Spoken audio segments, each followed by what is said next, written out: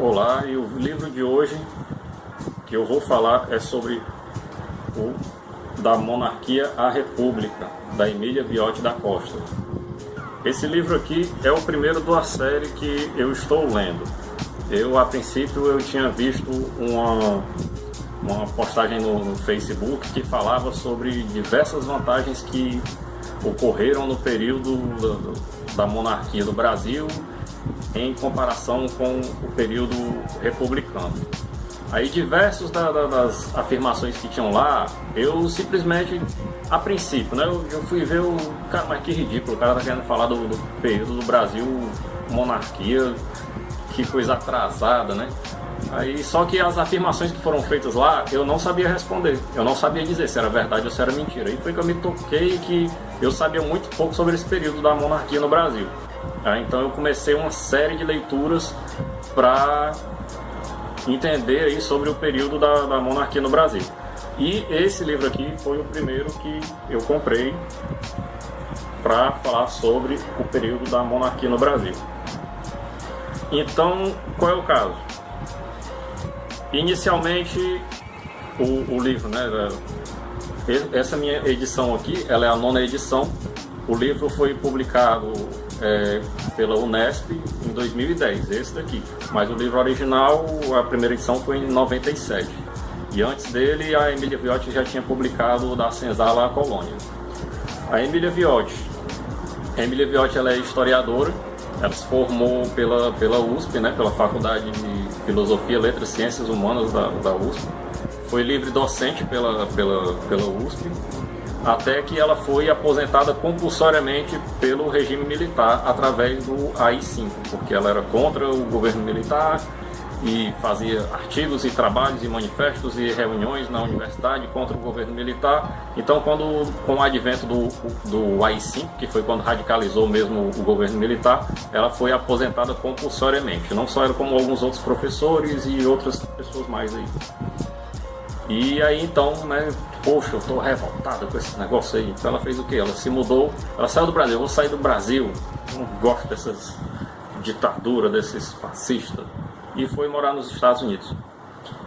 E lá ela foi professora de diversas universidades e foi full professora da Yale University de 73 até 99, e ela, lamentavelmente, ela faleceu ano passado, no dia 2 de novembro, aos 89 anos.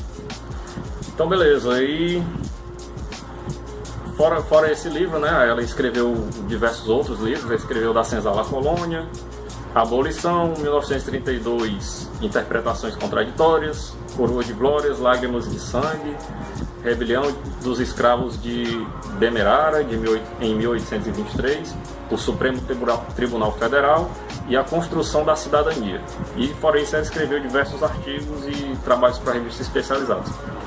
Esse livro aqui em particular, ele é a coletânea de diversos trabalhos dela sobre os diversos temas, que são os capítulos que aqui estão. Então é o seguinte, esse livro, ele é um livro técnico, ele é um livro mais com a linguagem mais voltada para historiadores. Alguns termos, algumas relações ficam complicadas de se fazer se você não já tiver algum conhecimento historiográfico. Dá para ler? Claro que dá para ler, está em português, eu não vou ler. Você lê. Agora, uma coisa é você ler, outra coisa é você entender. Então a leitura dele é um pouco trabalhosa. Então é o seguinte, esse daqui foi o primeiro livro que eu li para entender sobre o período da monarquia no Brasil. Eu já comecei errado. Eu comecei errado porque para você fazer uma análise assim, temporal de um período, é bem mais interessante você começar pela literatura do período. Então o que é que se recomenda? É que você leia toda a literatura mesmo, Zé de Alencar, Machado de Assis, esse povo todinho aí, para você entender o cotidiano, para você entender a linguagem, para você entender o contexto humano e social que existia no período. Daí então você passa a trabalhar com livros mais históricos para poder já fazer referências com aquilo que você já leu na literatura. Fica mais fácil de você traduzir da história para o contexto e assimilar melhor. Mas tudo bem, no caso tinha alguma experiência, mas ainda assim é recomendável fazer nesse sistema. O livro dela, como são diversos trabalhos, alguns trabalhos dela ela faz uns morde-a-sopra com relação à monarquia. Em um capítulo ela critica a monarquia e diz que a modernidade veio com a república. Aí no capítulo seguinte ela já critica a república e diz que o negócio bom era com a monarquia. Agora, o que é que eu gostei demais aqui desse livro dela? Principalmente o capítulo 2, que fala sobre José Bonifácio, mito e história. Por que eu gostei? Porque ela fez a história pura, a história de verdade, a história que eu aprendi nos primeiros dias de aula na faculdade, no curso de História, mas que às vezes parece que só eu estava nessa aula. Por quê? O que foi que ela fez aqui nesse livro? Para falar de José Bonifácio, assim como para você falar de qualquer tema, você vai ter pessoas que são contra e que são a favor. Então, o que foi que ela fez especificamente nesse capítulo? Ela mostrou a interpretação sobre José Bonifácio de quem era contra e de quem era a favor. E a interpretação do próprio José Bonifácio sobre o que ele achava que ele era. E é isso que eu acho que o historiador deve fazer. Ele deve contar os dois lados da história e, ao final, fazer a sua conclusão. Pelo menos foi assim que eu aprendi no começo, né, da faculdade. E esse livro ele é uma obra fundamental da historiografia brasileira. E é básico aí para todo mundo que for pesquisar sobre o período da monarquia e essa transição para o período republicano.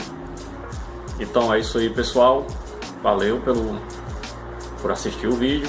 Se você gostou, deixa aí o gostei e até o próximo.